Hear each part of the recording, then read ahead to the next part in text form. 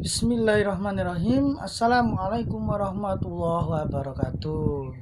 Rabbi shrahli sadri wa yassirli amri wahlul 'uqdatam min lisani yafqahu qawli. Rabbi zidni ilman nafi'a warzuqni fahma. Subhanaka la ilma lana illa ma 'allamtana innaka antal alimul hakim. Bagaimana kabarnya anak-anakku sekalian? Sehat kan? Saya doakan kalian semuanya dalam keadaan sehat.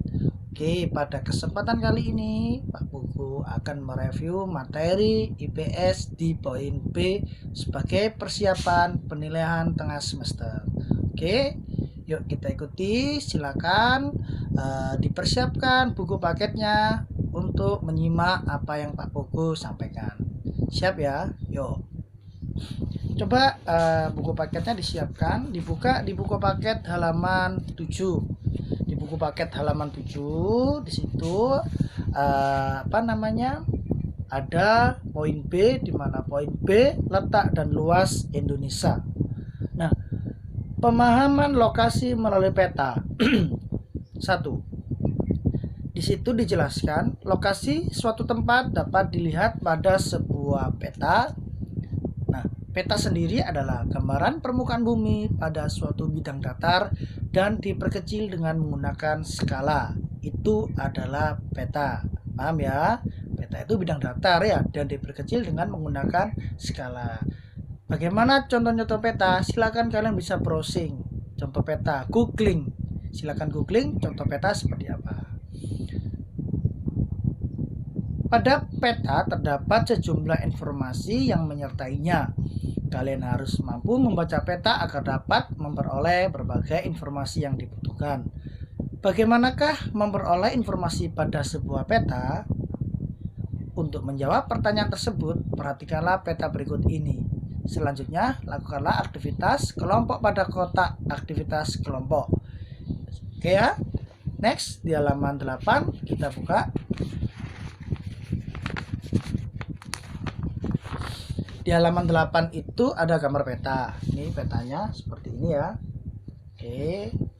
Itu ada peta ya. Kamu ada aktivitas kelompok, dilewati saja karena Pak Pugo hanya mereview. Sebuah peta terdiri atas beberapa komponen penyusunannya. Komponen penyusunannya terdiri atas ada judul peta, skala peta, orientasi utara, simbol peta, garis astronomis, inset, legenda, dan sumber peta. A. Judul peta. Judul peta menunjukkan isi suatu peta. Sebagai contoh, judul sebuah peta, peta penggunaan lahan di Indonesia. Maka, isi dari peta tersebut adalah sebaran penggunaan lahan yang ada di Indonesia berupa permukiman, hutan, perkebunan, dan lain-lain. Ada lagi nanti contohnya pengembangan materinya. Selain ada peta penggunaan lahan, ada peta penyebaran COVID di Surabaya yang terbaru ini. Paham ya? Nah, nanti ketika kalian membuka peta persebaran COVID di Surabaya, berarti peta tersebut menjelaskan tentang COVID yang ada di wilayah Surabaya. Skala peta B. Skala peta menunjukkan perbandingan antara jarak di peta dengan jarak sesungguhnya di lapangan. Contoh, skala sebuah peta adalah 1 dibanding 1 juta. Berarti itu menandakan bahwasanya objek yang jaraknya 1 cm di peta, kalau kalian membuka peta, di sini, kalian ukur, punya penggaris, diukur penggaris, ternyata diukur, misalkan Pak Buku ambil yang di hijau sini. Ini ada jarak 1 cm digambar di peta. Nah, di situ di halaman 9 dijelaskan bahwasannya berbanding dengan 1 juta cm atau 1 km di lapangan. Paham ya? Jadi ketika kamu ambil penggaris, kamu ukur nih di peta. Ukur di peta. Oh, ternyata 1 cm di sini. Itu kalau di lapangan di keadaan nyata itu 1 km jauh. Seperti mana ya? SMP Muhammadiyah, kalau kamu pernah di SMP Muhammadiyah itu sampai di kurang lebih Bambu Runcing. Ya, kurang lebih ada di Bambu Runcing atau paling tidak ada di sini loh. Mana ini? Ya, Bambu Runcing lah, sekitar Bambu Runcing. Itu kurang lebih 1 km dari sekolah kita. Paham ya? Next. Skala peta itu dibagi atau dibedakan menjadi dua, ada skala angka dan skala garis. Skala garis ini juga disebut dengan skala grafis. Paham ya? Nah, satu skala angka. Skala angka berwujud perbandingan angka, misalnya 1 dibanding 10 juta. Jika tidak disebutkan satuannya di belakang angka tersebut, berarti satuan yang digunakan adalah cm. Lihat di sini nih. Kan tidak disebut nih satuannya ya. Nah, P ya, satuannya tidak disebut, berarti itu cm. Sehingga skala angka tersebut dibaca 1 meter di peta sama dengan 10.000 cm di lapangan. Paham ya? Next. Halaman 10. Di halaman 10 itu skala garis atau grafis. Skala garis atau grafis adalah skala peta yang berbentuk garis dengan ukuran tertentu. Skala grafis biasanya ada dalam kolom legenda. Ya, itu di halaman 10 adalah skala grafis atau garis, sama saja. Nah, itu di situ jika contoh skala grafis tersebut dibuat skala angkanya, maka skala angkanya adalah 1 dibanding 500.000. Karena 1 cm di peta berbanding 5 km. Kan kamu lihat di buku paket halaman 10 itu, kamu lihat ya, itu ada angka 0, 1, 2, 3, dan 4. Di bawahnya ada 0, 5 km, 10 km, 15 km, 20 km. Itu menandakan bahwasanya 1 dengan 5 km, 1 dengan angka 5 km kan 5 kilometernya di bawahnya. Itu menandakan bahwasanya 1 cm di dalam peta itu menunjukkan 5 km pada jarak sebenarnya. Mulai paham ya? Begitu juga dengan sebaliknya. 2 gandengannya dengan 10 km. Kamu lihat di situ. 2 terus bawahnya 10 km. Itu menandakan ketika kamu punya penggaris, kamu ukur peta 2 cm di petamu, itu menandakan bahwasanya ada 10 km di lapangan. 2 cm di peta berarti 10 km di lapangan. Paham ya? Next. Ada C, orientasi utara. Biasanya sebuah peta memiliki orientasi arah utara. Bentuk orientasi ditunjukkan oleh simbol berbentuk panah dengan bentuk yang bervariasi. Nah, di situ ada simbolnya ya. U utara dari gambar yang ini. Nah, yang ini ya, yang Pak Buku jelaskan ini. Coba dilihat. Oke, Pak Buku jelaskan. U itu utara, TL itu timur laut, T itu adalah timur, TG itu adalah tenggara, S selatan, BD barat daya, B barat, BL barat laut, U adalah utara. Paham ya? Kemudian lanjut, setelah orientasi utara biasanya kita sebut dengan mata angin ya, arah mata angin ya. D, simbol peta. Simbol peta adalah tanda khusus pada peta yang mewakili objek yang dipetakan. Tujuan simbol peta adalah untuk memudahkan pengguna peta dalam membaca dan memahami isi peta. Paham ya? Jadi simbol peta itu ada simbolnya. Ya, untuk apa? Mempermudah kita belajar membaca peta. Oh, ini ternyata danau. Simbolnya seperti ini.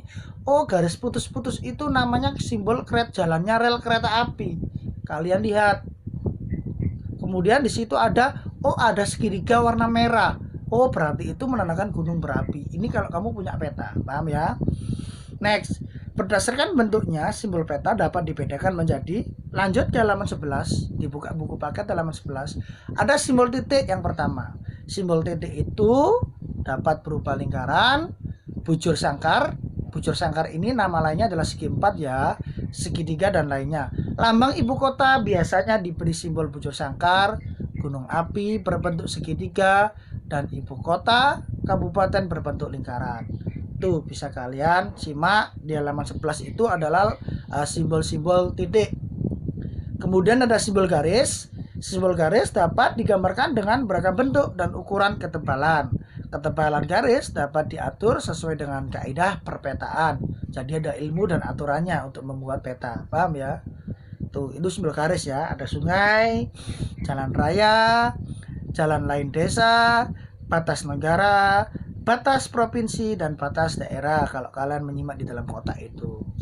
Lanjut di halaman 12. Setelah kita berbicara simbol garis adalah simbol warna, di mana simbol warna ini digunakan pada peta dengan aturan tertentu. Tidak sembarang warna dapat digunakan untuk objek-objek tertentu karena ada aturan perpetaan. Sekali lagi, dalam membuat peta ada aturannya, paham ya? Misalnya warna perairan, ada sungai, danau dan laut diberi warna biru, jalan diberi warna merah, dan lain-lain. Warna ketinggian dan kedalaman disesuaikan dengan objeknya yang menunjukkan adanya perubahan secara teratur dan seterusnya. Misalnya kedalaman laut diberi warna biru dengan tingkat perubahan yang teratur dari biru terang ke biru gelap. Nah, itu Pak Buku ambil contoh satu, kalian simak di sini contoh satu. Gambar yang pertama itu sebelah kiri kalian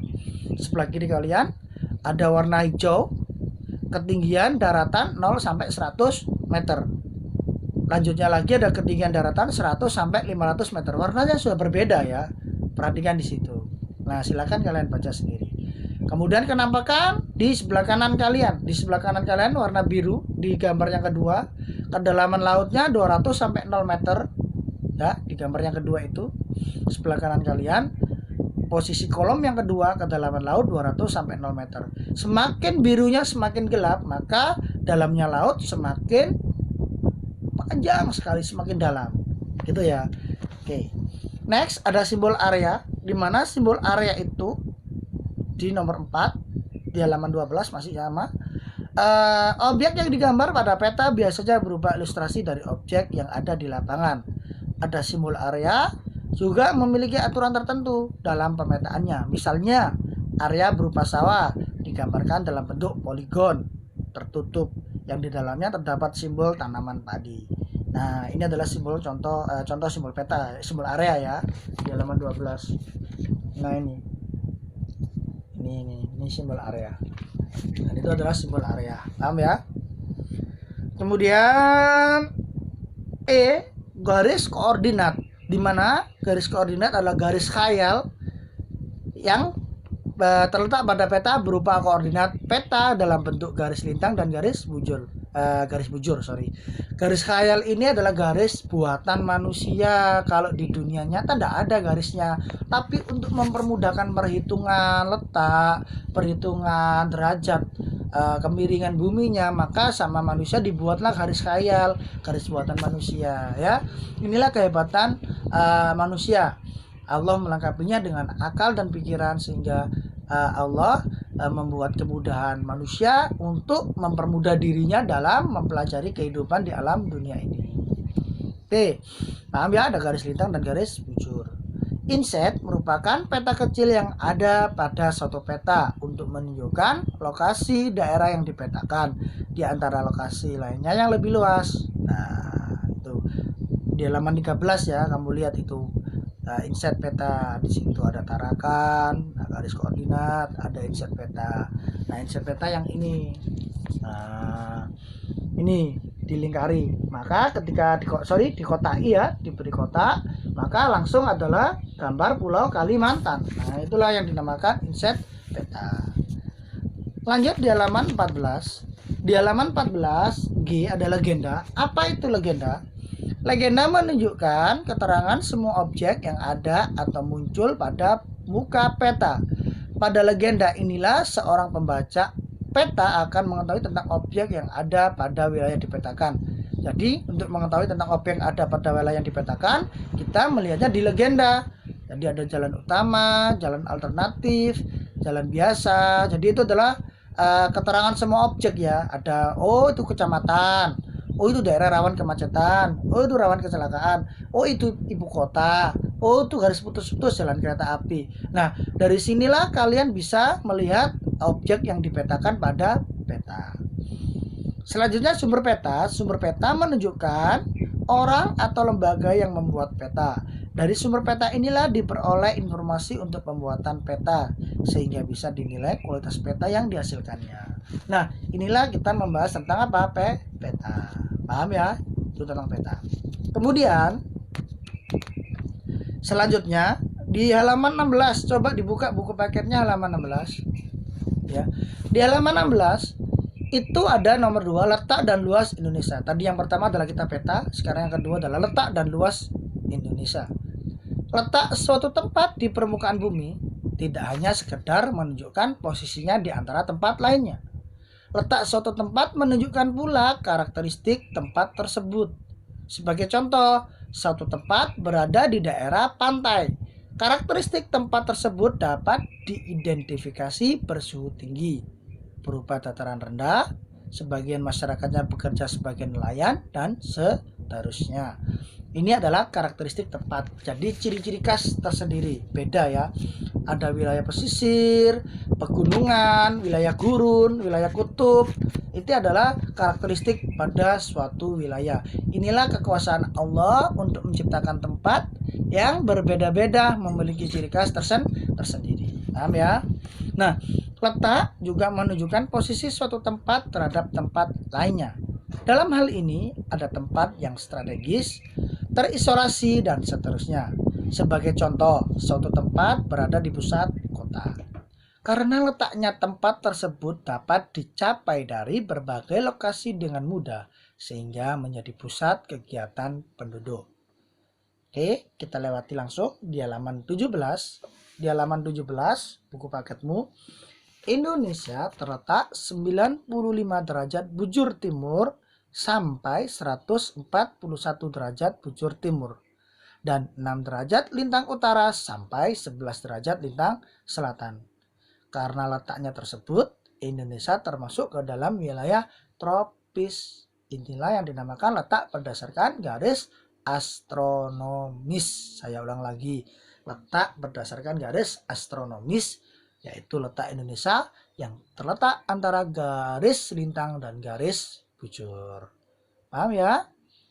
Nah, wilayah endotropis dibatasi oleh lintang 23,5 derajat lintang utara dan 23,5 derajat lintang selatan. Ini adalah batas wilayah yang beriklim tropis. Wilayah yang beriklim tropis itu memiliki 2 musim, hujan dan kemarau. Paham? Lanjut. Kemudian halaman 17 sudah berakhir, kita lanjut ke halaman 18. Selain dilihat dari posisi koordinatnya, posisi terhadap garis lintang dan garis bujur, posisi garis astronomis, letak suatu tempat juga dapat dilihat secara geografis. Apa yang dimaksud dengan letak geografis? Letak geografis merupakan posisi suatu wilayah atau negara dilihat dari kenyataan di permukaan bumi. Secara geografis, Indonesia berada di antara 2 benua, yaitu benua Asia dan benua Australia. Benua Asia yang terletak di sebelah utara Indonesia dan benua Australia yang terletak di sebelah selatan Indonesia. Oke, selain itu Indonesia berada di antara 2 samudra, Samudra Pasifik dan Samudra Hindia. Di sebelah baratnya ada Samudra Hindia, di sebelah timurnya ada Samudra Pasifik. Paham ya? Wilayah Indonesia juga berbatasan dengan sejumlah wilayah, baik wilayah negara atau samudra. Indonesia berbatasan dengan 10 negara tetangga, baik berupa batas darat maupun batas laut. Ada di situ Malaysia, Papua Nugini, Timur Leste, ada negara India, Thailand, Malaysia, Singapura, Vietnam, Filipina, Palau, Papua Nugini, Australia, dan Timor Leste. Batas Indonesia juga dapat dilihat dari posisinya. Dari utara, batas dari selatan, batas dari barat, dan batas dari timur. Dari sebelah utara, Indonesia berbatasan dengan Malaysia, Singapura, Palau, Filipina, dan Laut Cina Selatan. Kemudian di sebelah selatan, Indonesia berbatasan dengan Timor Leste, Australia, dan Samudra Hindia. Kemudian di sebelah barat Indonesia berbatasan dengan Samudra Hindia, dan di sebelah timur Indonesia berbatasan dengan Papua Nugini dan Samudra Pasifik. Itulah batas wilayah negara Indonesia berdasarkan letak geografis. Nah, apakah keuntungan letak geografis bagi Indonesia? Letak geografis Indonesia sangat strategis karena menjadi jalur lalu lintas perdagangan dunia antara negara-negara dari Asia Timur dengan negara-negara di Eropa, Afrika, dan Timur Tengah, serta India. Kapal-kapal dagang yang mengangkut berbagai komoditas dari Jepang, Cina, dan negara-negara lainnya melewati Indonesia menuju negara-negara tujuan di Eropa. Indonesia juga dilewati jalur perdagangan dari Asia ke arah Australia dan Selandia Baru. Ini adalah yang namanya jalur strategis Indonesia karena letaknya yang sangat strategis. Kenapa? Karena dia terletak di persimpangan jalur perdagangan internasional. Halaman 19. Letak geografis memberi pengaruh bagi Indonesia, baik secara sosial, ekonomi, maupun budaya. Karena menjadi jalur lalu lintas pelayaran dan perdagangan dunia, bangsa Indonesia telah lama menjalin interaksi sosial dengan bangsa lain. Interaksi sosial melalui perdagangan tersebut selanjutnya menjadi jalan bagi masuknya berbagai agama ke Indonesia, seperti Islam, Hindu, Buddha, Kristen, dan lain-lain. Indonesia yang kaya akan sumber daya alam menjual berbagai komoditas atau hasil bumi seperti kayu cendana, lada, pala, cengkeh, dan hasil perkebunan lainnya ke negara-negara Eropa, Cina, dan negara lainnya. Negara-negara lain menjual berbagai produk barang seperti porselen, kain sutra, tenunan halus, mesin, dan lain-lain ke Indonesia. Selain keuntungan, letak geografis Indonesia juga memberi dampak yang merugikan. Apa dampaknya? Budaya dari negara lain yang tidak selalu sesuai dengan budaya Indonesia kemudian masuk dan mengaruhi kehidupan budaya bangsa Indonesia. Ini disebut dengan akulturasi budaya ya. Misalnya pergaulan bebas, kesantunan, dan lain-lain. Selain itu, Indonesia juga rentan terhadap masuknya barang-barang terlarang yang diselundupkan seperti senjata api dan narkoba. Oke ya, next halaman 20. Coba dilihat di halaman 20. Jika kamu perhatikan peta jalur perhubungan dunia, tampak banyak alternatif rute pelayaran dunia. Jalur pelayaran tersebut melewati sejumlah selat di dunia. Selat mana saja yang dilewati? Nah, tulislah nama-nama selat dan nama-nama negara yang menguasai selat tersebut. Ada, kamu bisa browsing atau googling ya. Silakan dicari. Itu pemahaman atau pengetahuan tambahan buat kalian supaya kalian wawasannya tambah luas. Paham ya? Yuk.